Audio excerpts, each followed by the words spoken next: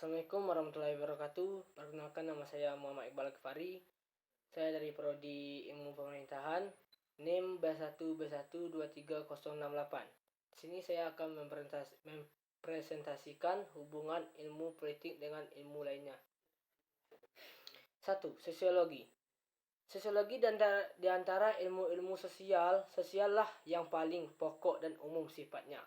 Sosiologi membantu sarjana ilmu politik dalam usaha memahami latar belakang, susunan dan pola kehidupan sosial dari berbagai golongan dan kelompok dalam masyarakat.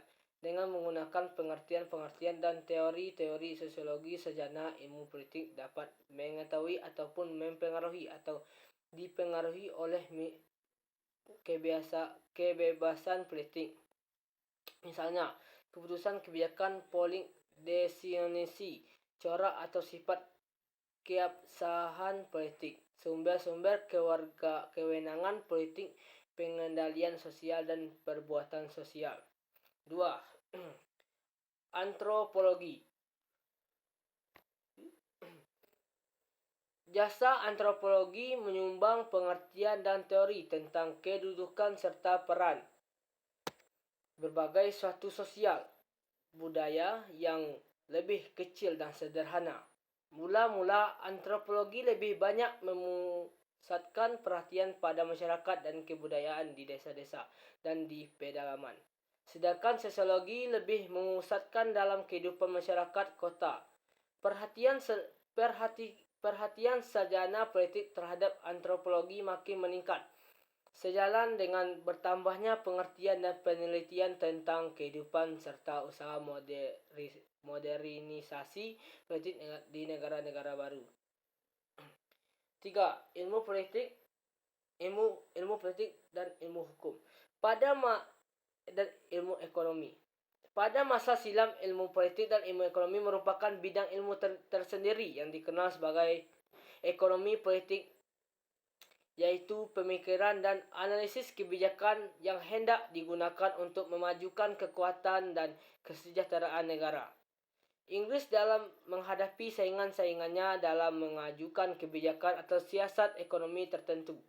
Seorang sarjana ekonomi dapat bertanya kepada seorang sarjana ilmu politik tentang manakah kiranya yang paling baik disusun guna mencapai tujuan ekonomi tertentu.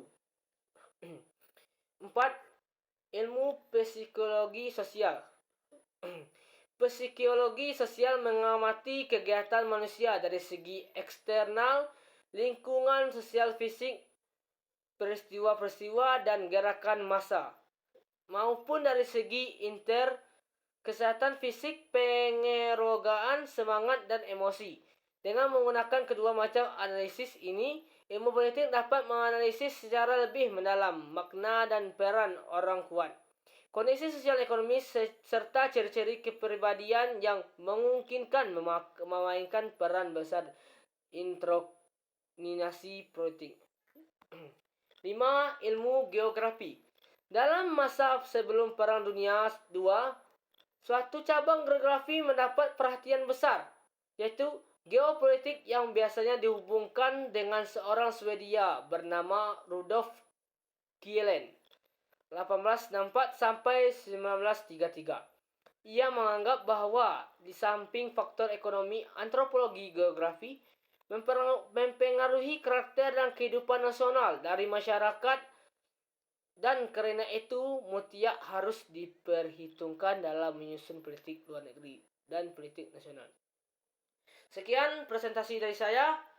Wassalamualaikum warahmatullahi wabarakatuh.